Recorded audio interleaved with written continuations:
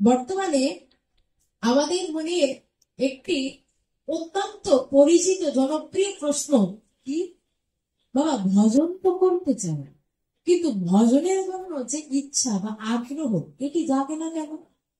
মাঝে মাঝে মনে হয় ভজন করি, কিন্তু এই মনে হতে হতে আবার ইচ্ছাটা কেমন ধরো একটু শিথিল হয়ে যায়, কেন হয়? এবং ভজনের প্রতি মনটি কেন বসে না?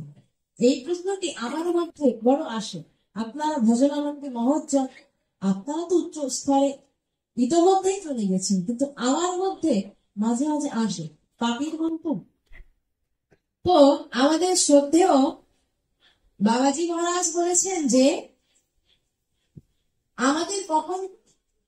আমরা কখন একটি খাদ্য গ্রহণ করে তৃপ্তি পাই? যখন আমাদের ক্ষুধা লাগে। যখন আমাদের ক্ষুধা লাগে তখনই আমরা একটি খাদ্য গ্রহণ করে তৃপ্তি পাই। ঠিক তদ্রূপ ভক্তি জগতেও একটি ক্ষুধা থাকে। ভক্তি জগতেও একটি ক্ষুধা থাকে। কি ক্ষুধা? বললেন ভজনের ক্ষুধা। যদি ভজনের ক্ষুধা না থাকে তাহলে ভজন করে তৃপ্তিও পাবে না, ভজনের জন্য কোনো আকুলতা বা কোনো ব্যাকুলতাও তোমার মধ্যে কাজ করবে। তো ভজনের জন্য ক্ষুধাটি কিরূপ, আদি ক্ষুধাটি কিভাবে নিবৃত্তি হয়? যদি ভজনের ক্ষুধা বলে কোনো কথার অস্তিত্ব থেকে থাকে, এটি কেন জাগ্রত হয় না? এটি তো প্রশ্ন আমাদের। তো মহাজন বললেন যে আমরা আমাদের যে ভজনের যে ক্ষুধা, অর্থাৎ নিত্যানন্দ চরণের সেই প্রেম ভক্তির প্রতি যে ক্ষুধাটি, সেটি আমরা মনে করছি এই সংসার বৃত্ত বৈভব মায়ার দ্বারা আমরা সেটিকে পূরণ করছি। সেই ক্ষুধাটিকে নিবারণের নিমিত্তে বারবার প্রদান করছি এবং মনে করছি হয়তো এই ক্ষুধাটি নিবৃত্তি হচ্ছে, কিন্তু ক্ষুধার নিবৃত্তি না হলে শান্তি হয়ে যায়। তো এই জন্য মনের মধ্যে সর্বদা অশান্তি। অর্থাৎ আমার ক্ষুধা আছে ভজনে, কিন্তু যদি সেখানে মায়া ঢালি, ক্ষুধা নিবৃত্তি হবে তো? অর্থাৎ এই মায়ার দ্বারা যখন ক্ষুধাটি আপাত নিবৃত্তি হচ্ছে, মায়ের দ্বারা যখন ক্ষুধাটি আপাত নিবৃত্তি হচ্ছে, কিরূপ একটি জ্বলন্ত অগ্নিশিখার উপরে যদি এক মুষ্টি বালি দেওয়া হয়, অগ্নিশিখাটি প্রজ্বলিত থাকবে তো?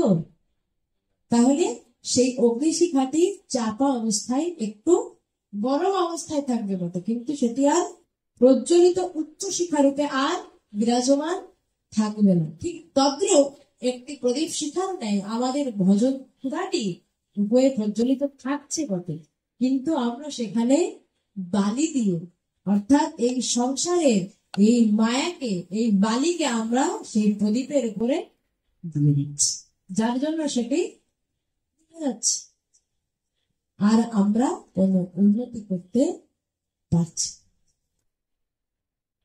আমাদের কোনো ক্ষুধা থাকছে না, ভজনে কোনো অগ্রসর বা সামনের দিকে ধাবমান কোনো উন্নতি আমরা দেখতে পাচ্ছি। এটি হলো আমাদের ভজনে মন না লাগার প্রথম এবং প্রধান একমাত্র সত্য কারণ।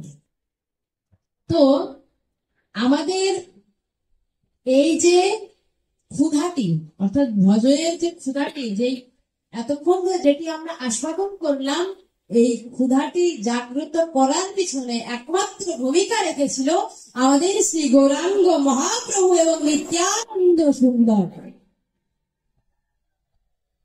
একমাত্র তারা এই ক্ষুধাটি আমাদের মধ্যে জাগ্রত করেছিল। আচ্ছা, অনেকদিন ধরে পরিত্যক্ত কোনো শৌচালয়ে, অর্থাৎ অনেক আছে না যে 500 বছরের পুরনো শৌচালয়, তো সেই শৌচালয়ে এক ব্যক্তি একদিন তার বাহ্যকৃত করতে করতে কোনক্রমে তার হাতের আংটিটি, স্বর্ণের আংটিটি খুলে পড়ে গিয়েছে এবং সে আর খুঁজে পায়নি। খুঁজে না পেলে পরিত্যক্ত হয়ে গিয়েছে। অনেক বছর, অনেক হাজার বছর ধরে সেই শৌচালয়টি পরিত্যক্ত অবস্থায় বনের মধ্যে পড়ে আছে। অনেক পাতা আবর্জনা দিয়ে স্তূপ আকারে তার উপরে বিরাজ করছে। তো একদিন হঠাৎ করে একজন পাতা কুড়ানিরা থাকে না, পাতা কুড়ায়, তো একজন পাতা কুড়ানি মা গিয়ে সেখানে পাতা কুড়াচ্ছে এবং দেখছেন একটি স্বর্ণের আংটি।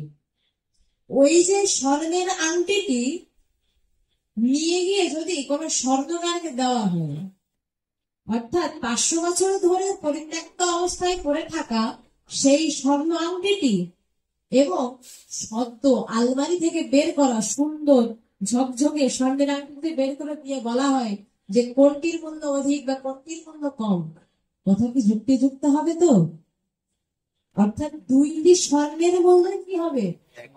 সমান হবে।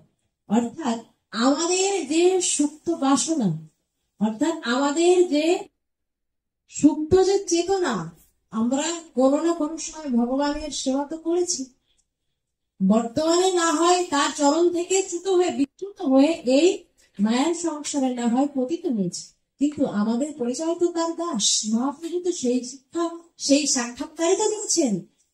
তো যখন সেই সেবা ভাবনা, সেই সুপ্ত ভাবনাটি আমাদের মধ্যে এখনো আছে এবং সেই সুপ্ত ভাবনাটি গৌরাঙ্গ মহাপ্রভু আবার জাগ্রত করে দিলেন। এটি ছিল তার প্রথম এবং প্রধান ভূমিকা এই কলিহত জীবের জন্য। এটি বলা হয়েছে বড় আশ্চর্যের কথা, তিনি আমাদের এই সুপ্ত চেতনাকে জাগ্রত করেছেন। এটি ছিল তার প্রধান ভূমিকা। তিনি আমাদেরকে এই অন্ধকার দূর করবার জন্য একটি আলোক শিখার প্রজ্বলন